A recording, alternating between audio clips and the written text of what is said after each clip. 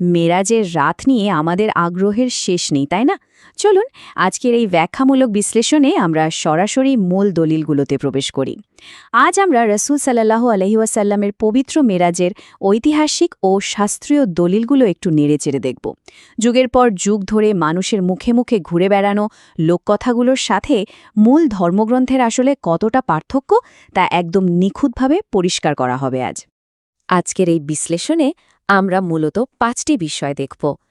প্রথমে মিরাজের প্রচলিত কিছু রূপকথা, এরপর আমাদের মূল প্রশ্ন, তারপর শাস্ত্রীয় প্রমাণগুলো কি বলছে, সূরা আন-নাজমের একটি বিশেষ অংশের ব্যাখ্যা এবং সবশেষে পরকালের দর্শন।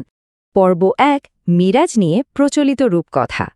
চলুন শুরুতেই কিছু ভ্রান্ত ধারণার অবসান ঘটানো যাক।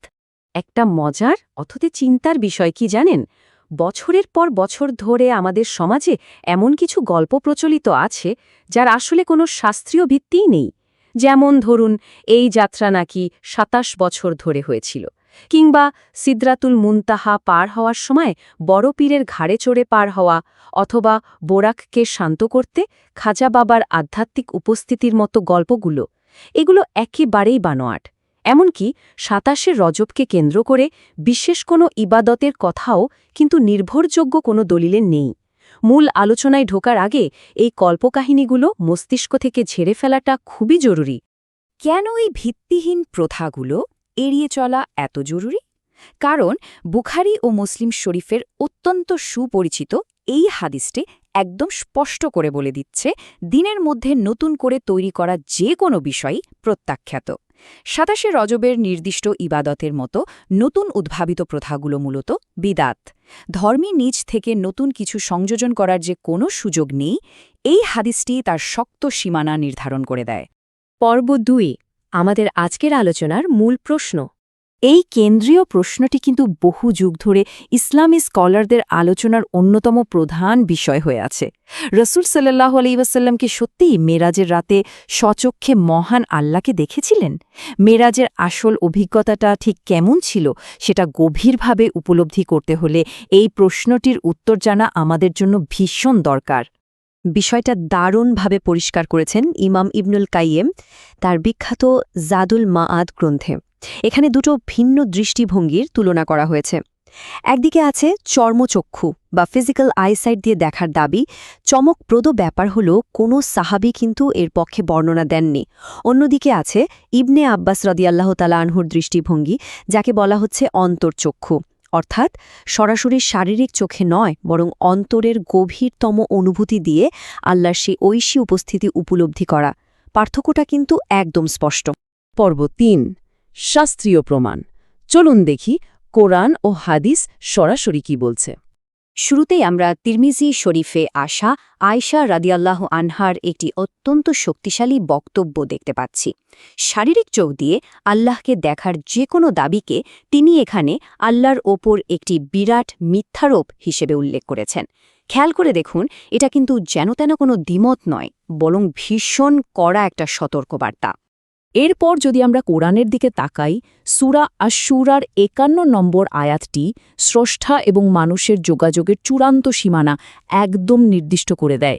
দুনিয়ার জীবনে ওহী, পর্দার আড়াল অথবা দূত প্রেরণ ছাড়া সরাসরি কথা বলার কোনো সুযোগ যে নেই, তা এই আয়াত থেকে একদম স্পষ্টিকের মতো পরিষ্কার হয়ে যায়। একই সাথে সূরা আল-আনআমের ১০৩ নম্বর আয়াতটি আগের যুক্তিটিকে আরও মজবুত করে। সহজ কথায়, আমাদের সীমিত শারীরিক চোখের পক্ষে মহান সৃষ্টাকে আয়ত্ত করা বা পুরোপুরি দেখা একেবারেই অসম্ভব। আমাদের চর্মচক্ষুর যে একটা সুনির্দিষ্ট সীমাবদ্ধতা আছে, আয়াতটি বারবার সেটাই স্মরণ করিয়ে দেয়। আর সব বিতর্কের অবসান বোধহয় এখানেই ঘটে যায় যখন আমরা আবু যার গিফারি রাদিয়াল্লাহু আনহুর এই বিখ্যাত হাদিসটি দেখি। তিনি সরাসরি রাসূল সাল্লাল্লাহু আলাইহি ওয়াসাল্লামকে প্রশ্ন করেছিলেন দেখার বিষয়ে। জবাবে তিনি স্পষ্টভাবেই জানিয়েছেন যে তিনি কোনো শারীরিক অবয়ব নয়, বরং আলো বা নূর উপলব্ধি করেছিলেন। এই সরাসরি উক্তিটি শারীরিক দর্শনের সব প্রশ্নের চূড়ান্ত উত্তর দিয়ে দেয়। পর্ব 4, সূরা আন-নাজমের ব্যাখ্যা। তাহলে এতক্ষণ যা জানলাম তার প্রেক্ষিতে একটা বড় প্রশ্ন সামনে আসে। প্রশ্নটা আসে সূরা আন-নাজমের এই নির্দিষ্ট আয়াতগুলো থেকে। কারণ এই আয়াতে খুব স্পষ্টভাবে এমন একজনের কথা বলা হয়েছে যিনি মেরাজের সেই যাত্রায় অত্যন্ত কাছাকাছি চলে এসেছিলেন। বলা হচ্ছে দূরত্ব ছিল মাত্র 2 ধনুকের সমান বা তার চেয়েও কম। দৃশ্যপটটা একবার কল্পনা করুন। তো মনে প্রশ্ন জাগাটা খুবই স্বাভাবিক। স্রষ্টাকে যদি স্বচক্ষে দেখার সম্ভব নাই হয়, যেটা আমরা আগের দলিলগুলোতে দেখলাম, তাহলে আয়াতে উল্লেখিত এই একদম কাছাকাছি চলে আসার সত্তাটি আসলে কে ছিলেন? মজার ব্যাপার হল, এই রহস্যের জট খুলবে শুধু একটি মাত্র সংখ্যার মাধ্যমে, আর সংখ্যাটি হল 2। মূল দলিল থেকে আমরা জানতে পারি যে রাসূল সাল্লাল্লাহু আলাইহি সাল্লাম তার পুরো জীবনে ফেরেশতা জিবরাইল আলাইহিস সালামকে তার মূল ও প্রকৃত রূপে ঠিক 2 বার দেখেছিলেন। ঠিক এই বিষয়টি আয়েশা রাদিয়াল্লাহু আনহা মাসরুকের কাছে ব্যাখ্যা করেছিলেন।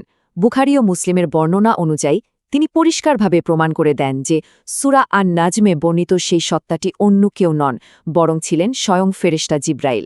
তার বিশাল আকার আকাশ ও পৃথিবীর মাঝখানের পুরো শূন্যস্থান জুড়ে ছিল। এই তথ্যটি ধর্মতাত্ত্বিক যে কোনো অস্পষ্টতার চমৎকার একটা সমাধান দিয়ে দেয়। পর্ব 5 পরকালের দর্শন। আমাদের আলোচনার একেবারে শেষ পর্যায়ে চলে এসেছি আমরা।